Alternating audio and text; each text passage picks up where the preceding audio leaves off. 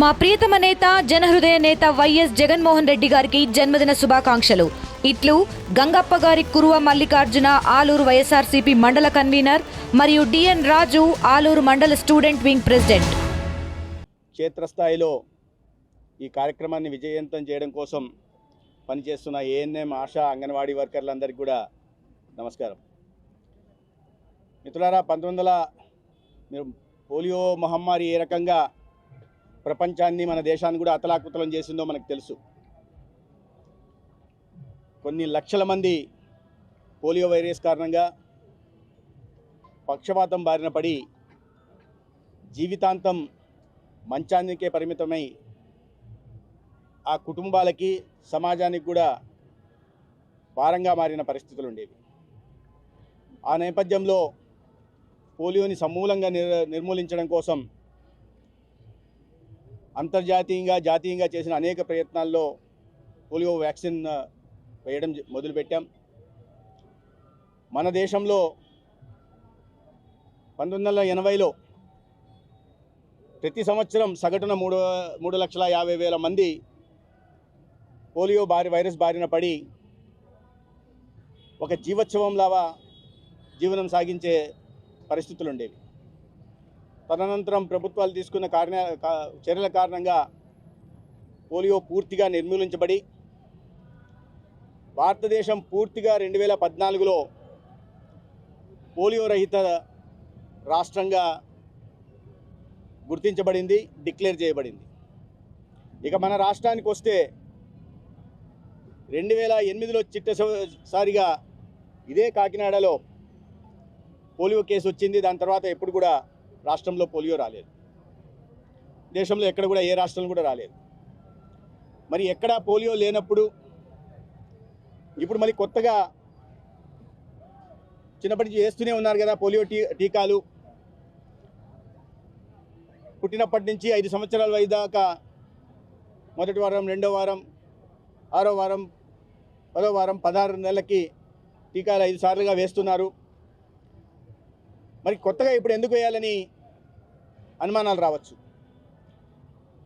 టీకా పూర్తిగా మన దేశంలో నిర్మూలించబడినప్పటికీ మన పొరుగు దేశమైన పాకిస్తాన్, ఆఫ్ఘనిస్తాన్లో వైల్డ్ పోలియో వైరస్ ఆనవాళ్లు కనిపించిన నేపథ్యంలో ఇటీవల కాలంలో యూరోపియన్ దేశమైన జర్మనీలో కూడా ఒకరు పోలియో బారిన పడిన నేపథ్యంలో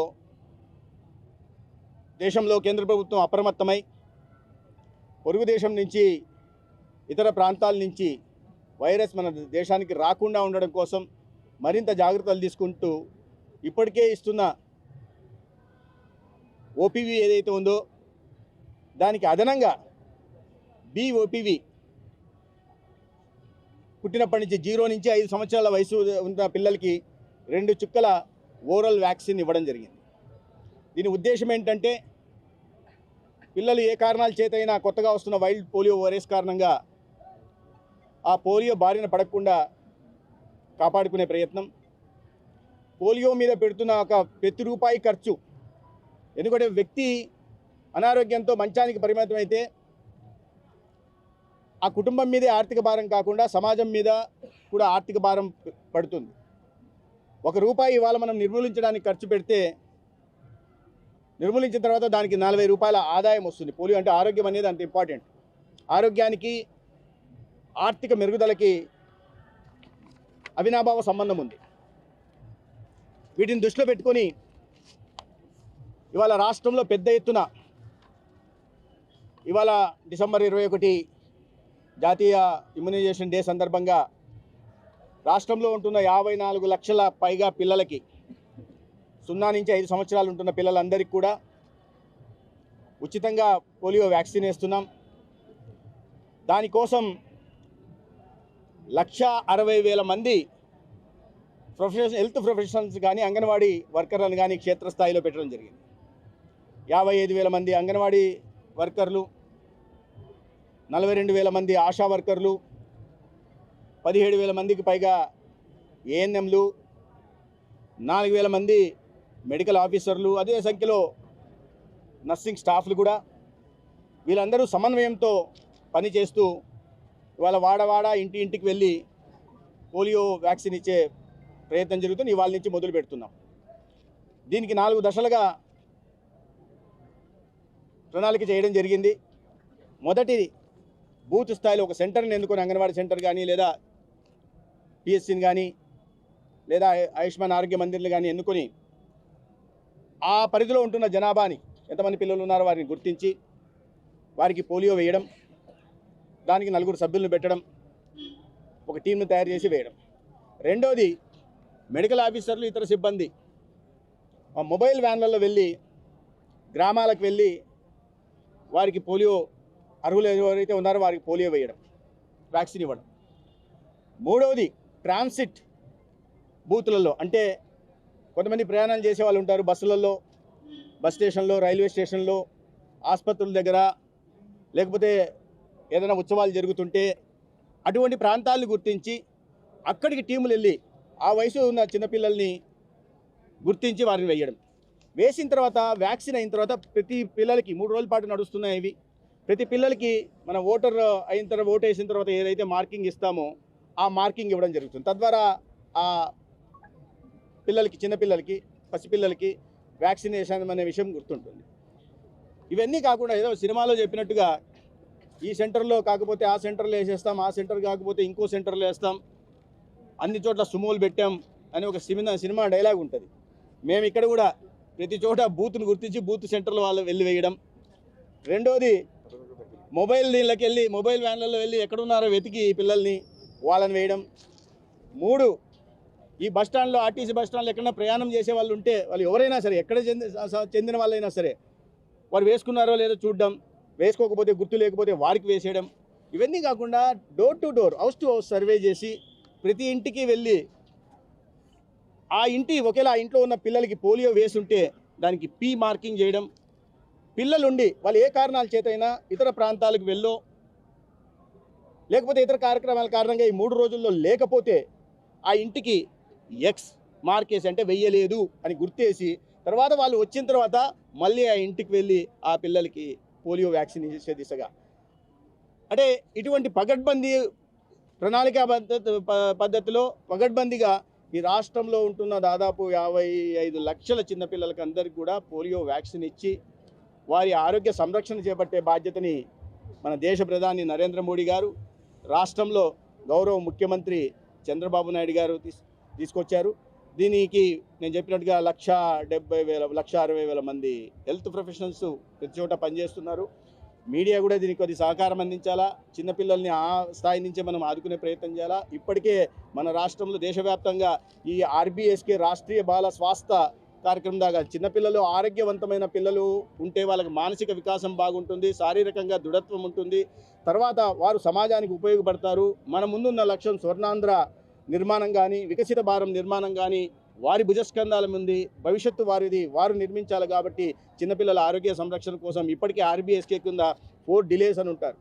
డిసీజెస్ అట్ బర్త్ కానీ, డెఫిషియన్సీస్ కానీ, డెవలప్మెంటల్ డిలేస్ కానీ, ఇటువంటిది అంగన్వాడీ సెంటర్ నుంచి 12వ తరగతి చదువుతున్న ప్రభుత్వ కళాశాలలో చదువుతున్న అందరినీ కూడా గుర్తించి ఆ 4 డిలేస్కి వ్యాధుల్ని రాబోయే రోజు 4 డిలేస్ ఏవి ఉన్నాయో 44 వ్యాధులుగా రూపాంతరం చెందడానికి అవకాశం ఉంది. వాటిని స్కూళ్ళల్లో గుర్తించి ఒక్కొక్క విద్యార్థికి కూడా డిజిటల్ హెల్త్ రికార్డు కూడా ఏర్పాటు చేస్తున్నాం. తద్వారా భవిష్యత్తులో వారు ఏ వ్యాధిని పడడానికి అవకాశం ఉంది కాబట్టి దానికి అనుగుణంగా ఇప్పటి నుంచే చికిత్స అందించి నివారణ చర్య చేపట్టి ఒక ఆరోగ్యవంతమైన పిల్లల భవిష్యత్తును నిర్మించే విధంగా, ఆరోగ్యవంతమైన ఆంధ్రప్రదేశ్ నిర్మించే దిశగా కూడా ప్రయత్నం చేస్తాం. ఎక్కడైనా చిన్న వయసులోనే ఆ విషయం ఇప్పటికీ మేము చేసిన 69 లక్షల మందికి ఈ ఆర్బీఎస్కేల ద్వారా పరీక్షలు నిర్వహిస్తే 45,000 మందికి చిన్న చిన్న డిఫెక్ట్స్ వచ్చాయి. కొంతమందికి క్లెఫ్ట్ ఉంది, కొంతమందికి క్లెఫ్ట్ ఫుట్ ఉంటుంది, కొంతమంది పౌష్టికాహార లోపాలు ఉంటాయి. ఇటువంటి వాటిని గుర్తించి వాటిని డిస్ట్రిక్ట్ ఎర్లీ ఇంటర్వెన్షన్ సెంటర్లలో తగిన చికిత్స అందించాం. ఇవాళ దాకా 25,000 మందికి క్లెఫ్ట్ కానీ లేదా క్లెఫ్ట్ ఫుట్లు కానీ, నడవలేని పరిస్థితి, మీకు తెలుసు క్లెఫ్ట్ అంటే పెరిగి చీలిపోయి ఉంటుంది, ఇటువంటి వ్యాధులు ఉన్న వాళ్ళని గుర్తించి వారికి సత్యచికిత్స అందిస్తున్నాం. ఇవాళ కూడా అది యాదృచ్ఛికం.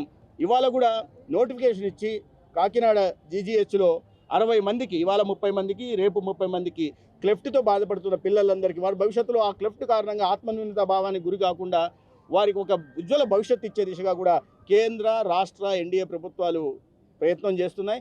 ఈ లక్ష్యమంతా ఒకటే, ఒక ఆరోగ్య ఆంధ్రప్రదేశ్ నిర్మాణం చేయడం కోసం ఈ రాష్ట్ర ముఖ్యమంత్రి చంద్రబాబు నాయుడు గారు, ఉప ముఖ్యమంత్రి పవన్ కళ్యాణ్ గారు నిరంతరం శ్రమిస్తున్నారు. దాంట్లో మొత్తం ఆరోగ్య వ్యవస్థ, ప్రజాప్రతినిధులు కూడా భాగస్వాములైతూ దీన్ని సమర్థవంతంగా ముందుకు తీసుకెళ్తుంటే, క్షేత్రస్థాయిలో పనిచేస్తున్న, ముఖ్యంగా ఆరోగ్య శాఖలో పనిచేస్తున్న 135,000 మంది, కింది స్థాయి ఆశా నుంచి, ఏఎన్ఎంల దగ్గర నుంచి, మెడికల్ ఆఫీసర్ల దగ్గర, సిహెచ్ఓల నుంచి, సెకండరీ హెల్త్లో పనిచేస్తున్న స్పెషలిస్టుల దగ్గర నుంచి, లేదా టెర్షరీ హెల్త్లో పనిచేస్తున్న సూపర్ స్పెషలిస్టుల దాకా కూడా అందరూ నిమగ్నమై ఉన్నారు. దీని ప్రధాన లక్ష్యం ఒకటే, ఒక స్వర్ణాంధ్ర నిర్మాణం కావాలంటే ముందు ఆరోగ్య ఆంధ్రప్రదేశ్ నిర్మాణం కావాలి. ఆ దిశగా ప్రయత్నాలు జరుగుతుంది. పబ్లిక్ ప్రైవేట్ పార్ట్నర్షిప్ ద్వారా మెడికల్ కళాశాల నిర్మాణం చేయబోతున్నాం. అనేక రాష్ట్రాలు ఈ విధానాన్ని అవలంబిస్తున్నాయి. నీతి ఆయోగ్ దీన్ని పాలసీని తయారు చేసింది.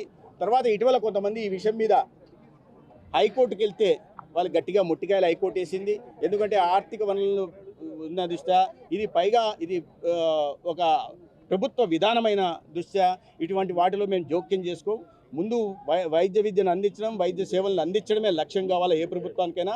వాళ్ళు చేస్తున్నప్పుడు మీరు ఎందుకు అడ్డం పోతున్నారు అన్నారు. సుప్రీంకోర్టుకు పోతే కూడా అదేవిధంగా సుప్రీంకోర్టు నుంచి, మన రాష్ట్రం నుంచి కేఏ పాల్ అనే వ్యక్తి ఇక్కడ కాదని సుప్రీంకోర్టు వేస్తే ఆయన మొట్టికాయలు వేస్తే ఆయన మొట్టికాయకి ఇక్కడ వచ్చి పడ్డాడు. సో ఈ రకంగా అసత్య ప్రచారాలు చేస్తున్నారు తప్పిస్తే దీంట్లో వాస్తవం లేదు.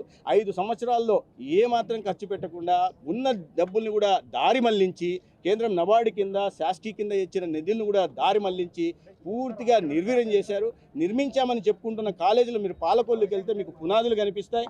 మీరు ఈ పెనుగొండకు పోతే మీకు ఒక అంతస్తు దాకా కనిపిస్తుంది. మీరు నర్సీపట్నం పోతే ఒక అంతస్తు మొండిగోడలు కనిపిస్తాయి. పార్వతీపురం పోతే చివరికి భూమి సేకరణ కూడా చేయకుండా మేము నిర్మించామని చెప్తున్నారు. ఆ స్థాయి ప్రైవేట్ హాస్పిటల్ చేయంటే సార్, ఎగ్జిస్టింగ్ ఏవైతే మనం ముందు కేంద్ర ప్రభుత్వం మంజూరు చేసిందో ఈ కన్సెషనర్ని, ఇన్స్టిట్యూషన్స్ని ఆహ్వానించి, దీంట్లో చాలా నైపుణ్యం కలిగిన లేదా అనుభవం కలిగిన వారిని ఆహ్వానించి టెండర్ పిలుస్తున్నాం. దాంట్లో వాళ్ళు క్యాపిటల్ ఎక్స్పెండిచర్ కూడా వాళ్ళే చేయాల్సి ఉంది. ఆపరేషనల్ ఎక్స్పెండిచర్ కూడా వాళ్ళే 33 సంవత్సరాలు చేయాల్సి ఉంది. పూర్తిగా ఈ కళాశాలల మీద, ఆసుపత్రుల మీద యాజమాన్య హక్కులు ప్రభుత్వం దగ్గరే ఉంటాయి. 1 సెంటు భూమిని కూడా ఎవరైతే కన్సెషనర్ ఉన్నారో, ప్రైవేట్ ఎవరు ఉన్నారో ప్రైవేట్ పార్ట్నర్షిప్లో, వాళ్ళు 1 సెంటు భూమిని కూడా తనఖా పెట్టుకోవడానికి కానీ, లేదా ప్రభుత్వ అనుమతి లేకుండా ఇతరత్ర వాడడానికి కూడా ఎటువంటి అవకాశము లేదు. దీంట్లో ఎక్కడన్నా ప్రమాణాలకు తగినట్టుగా నేషనల్ మెడికల్ కమిషన్ కానీ, లేదా మా ఏపీ హెల్త్ యూనివర్సిటీ ప్రమాణాలకు తగినట్టుగా ఎక్కడైనా వాళ్ళు చెయ్యకపోతే రద్దు చేసే అధికారం కూడా ప్రభుత్వం దగ్గర ఉంటుంది. దీంట్లో ప్రభుత్వానికి ఆదాయం కూడా వస్తుంది. గతంలో ఆయన సెల్ఫ్ ఫైనాన్స్ స్కీమ్ తెచ్చారు. ప్రభుత్వ కళాశాలల్లో మేనేజ్మెంటు ఎన్ఆర్ఐ కోటాను తేవడం జరిగింది. దాని కారణంగా ఇవాళ పేద విద్య అభ్యసించాలనే ప్రజలకు ఇబ్బంది కలుగుతుంటే దాన్ని దృష్టిలో పెట్టుకుని కేంద్ర ప్రభుత్వానికి ఇవ్వాల్సిన 15% కోటాను కూడా మేము ఈ విధానంలో తీసేయడం వల్ల ఇవాళ అదనంగా మనకు 10 కళాశాలలకు కలిపి 220 కొత్త సీట్లు వస్తున్నాయి. మొత్తం కలిసి 1500 యూజీ సీట్లు వస్తాయి, 240 పీజీ సీట్లు వస్తాయి. ఈ 2 సంవత్సరాల్లో చేయాలని లక్ష్యంగా పెట్టుకున్నాం. ఆ దిశగా వెళ్తుంటే ఈ రాష్ట్రంలో అన్ని వ్యవస్థల్ని దృష్టి పట్టించిన జగన్మోహన్ రెడ్డి గారు అసత్యాల్ని మళ్ళీ ముందుకు తీసుకెళ్తూ ఇవాళ పబ్లిక్ ప్రైవేట్ పార్ట్నర్షిప్ అని అంత స్పష్టంగా ఉంటే దాన్ని ప్రైవేటైజేషన్ అంటున్నారు. ప్రైవేటీకరణ కానే కాదు, పూర్తిగా ప్రభుత్వ హక్కుల్లో ఉండే నిర్వహణ, పెట్టాల్సిన ఖర్చు నిర్వహణ మాత్రమే వాళ్ళ దీంట్లో ఉంటుంది. మిగతా ఇంకా సీట్లు కూడా పెరుగుతున్నాయి. 70% ఇంతకుముందు గతంలో లేని విధంగా ఇవాళ 100కు 100% ఓపీ సేవల్ని ఎవరికైనా సరే ఉచితంగా అందించాలా. 70% ఐపీ సేవల్ని, ఎన్టీఆర్ వైద్య సేవ ఆరోగ్యశ్రీ ఏదైతే ఉందో దాని కింద 25 లక్షల దాకా కూడా ఉచితంగా అందించాలా. ఎటువంటి రాజీ లేదు. అది ఓపీ కానీ, ఐపీ కానీ, లేదా డయాగ్నోస్టిక్ పరీక్షలు కానీ అత్యంత ఖరీదైన 25 లక్షల దాకా అత్యంత ఖరీదైన ఈ విధానంలో అందించాలా. దీని ఇటువంటి మా పేరు వచ్చేస్తుంది, కూటమికి పేరు వచ్చేస్తుంది, చంద్రబాబు నాయుడు గారికి, పవన్ కళ్యాణ్ గారికి పేరు వస్తుంది, తర్వాత మాకు పుట్టగతులు ఉండవు అనే ఉద్దేశంతో రాకుండా ఉండడం కోసం ఒక తీవ్ర మానసిక స్థితిలో ఉంటున్న వ్యక్తి మిమ్మల్ని జైలుకు పంపిస్తామని వస్తున్న సంస్థల్ని అంటున్నారంటే మీరు అర్థం చేసుకోవాలి. ప్రజలు ప్రధానంగా దీంట్లో గమనించాలా. అనేక చోట్ల మేము 1 కోటి సంతకాలు పెట్టారని అంటున్నారు. నేను ఇక్కడ ఉంటున్న వాళ్ళని అడుగుతున్నా, ఒక్కరన్నా ఇక్కడ ఎవరన్నా వీటి గురించి సంతకం పెట్టారా? చేయతమంటున్నారు. దయచేసి ఒక్కరన్నా. నిన్న నేను ఈ యాత్రలో ఉంటున్న అటల్ మోడీ యాత్రలో 11వ రోజు ఇవాళ నేను దాదాపు 3 లక్షల మందిని కలిశాను ఈ యాత్సంగా. ప్రతి సమావేశంలో 5 నుంచి 6 వేల మందితో మాట్లాడుతున్నాం. ఇవాళ కూడా నేను అడుగుతాను, మీరు కూడా గమనించవచ్చు. నేను వాళ్ళని అడుగుతున్నా, అయ్యా మీరు ఎక్కడన్నా దీని మీద సంతకం పెట్టారా, దయచేసి చెప్పండి అంటే ఒక్క చెయ్యి చేయలేదు. నేను ముందే చెప్పా, నేను ఒక విషయం చెప్పబోతున్నా, ఆ విషయంలో మీరు చెయ్యి ఎత్తితే మేము ఏదైతే నిర్ణయం తీసుకున్నామో విధానపరమైన నిర్ణయం దాంట్లో పునఃసమీక్ష చేస్తాం. నేను మా ముఖ్యమంత్రి గారికి నేను చెప్పుకుంటాను, చెయ్యి ఎత్తమని చెప్పి తర్వాత చెప్పాను. మీరు ఎవరైనా సంతకం పెట్టే ఒక్క చెయ్యి ఎత్తకపోగా ప్రజలు లేదు లేదు లేదు అంటున్నారంటే సగటున మన రాష్ట్ర జనాభా 5 కోట్లు అంటే 5 మందికి ఒకరు పెట్టి ఉండాలి. ఇక్కడ ఉన్న వాళ్ళలో ఒకరు పెట్టలే, 3 లక్షల మందిలో ఒకరు పెట్టలే. మరి ఎక్కడి నుంచి సంతకాలు పెట్టారు, ఎవరిని మోసం చేస్తున్నారు, ఇవన్నీ మేము అడుగుతున్నాం. కాబట్టి ఒక ఆయన ఏదో చెప్తాడు. నేనన్నా, నువ్వు కన్సెషన్ జైలు పంపడానికి నువ్వెవరయ్యా? విధానపరమైన నిర్ణయం తీసుకుని మంత్రిగా నేను చేతనైతే నన్ను పంపు అని నేను అడిగా. మేము వచ్చిన తర్వాత పంపిస్తామని నేను ఎవరు ఒక ఆయన కోడిగుడ్డు చెప్పేవాడు ఒక ఆయన విశాఖపట్నంలో. ఆ కోడిగుడ్డు మంత్రి చెప్పాడంట వచ్చిన తర్వాత పంపిస్తా. అప్పటిదాకా ఎందుకయ్యా, కోర్టుకు పో నీకు చేతనైతే. అప్పుడు కాదు, మీరు కాదు కదా, మీ తాత జయజమ్మలు కూడా నన్ను ఏం చేయలేరు, అది వేరే విషయము. జగన్మోహన్ రెడ్డి గారు లాంటి వాళ్ళు 100 మంది పుట్టి రావాలా, అది పక్క విషయం. ఆ రకంగా మాట్లాడితే మేము అలాగే మాట్లాడతాం. కోడిగుడ్డు మంత్రి మాట్లాడి ఇంకొక ఆయన ఏందో నువ్వు పచ్చ పుష్పాలు అని మాట్లాడాడంట. అదే ఒక ఆయన ఉన్నాడు ఆ పోలవరం గురించి, ఆయన కాఫర్ డ్యామ్కి లేదా డయాఫ్రమ్ వాళ్ళకి తేడా తెలియని వ్యక్తి, ఎవరు చూసినా 30 నిమిషాల గురించి మాట్లాడే వ్యక్తులు ఇవాళ పచ్చపుష్పం. ఇది కూటమి ప్రభుత్వంలో నేను మంత్రిని, నేను భారతీయ జనతా పార్టీకి సంబంధించినవాడిని. ఇవాళ ప్రభుత్వానికి అధినేత తెలుగుదేశానికి సంబంధించిన చంద్రబాబు నాయుడు గారు. ప్రభుత్వంలో 2వ స్థానంలో ఉంటున్న వ్యక్తి పవన్ కళ్యాణ్ గారు. కానీ నేను చిన్నప్పటి నుంచి వాళ్ళలాగా మీరు మాట్లాడిన వాళ్ళని ఎవరినన్నా చూడండి, పార్టీలు మారిన వాళ్ళు. నేను పుట్టిన ఈ పార్టీనే, చచ్చిన ఈ పార్టీని, నన్ను మీరు మాట్లాడడానికి పచ్చపుష్పాని అంటే వీళ్ళకి వచ్చిన భాష ఇదే. వీళ్ళు టాపిక్ మీద సబ్జెక్ట్ మీద మాట్లాడలేరు, అది చేత కాదు. కాబట్టి ఈ రకంగా మాట్లాడుతుంటారు. ఇట్లాంటి ప్రేలాపనలు చేసే వాళ్ళని ప్రజలు గమనిస్తున్నారు. దాని కారణంగానే అంత అవమానకర రీతిలో ఓడించారు. అయినా వాళ్ళు తెలుసుకోలేకపోతే వాళ్ళ కర్మ. Local to global news at your finger tips. మీ చేతిలో ఒక ఆయుధం. Download raw TV app. Media legend Ravi Prakash is back.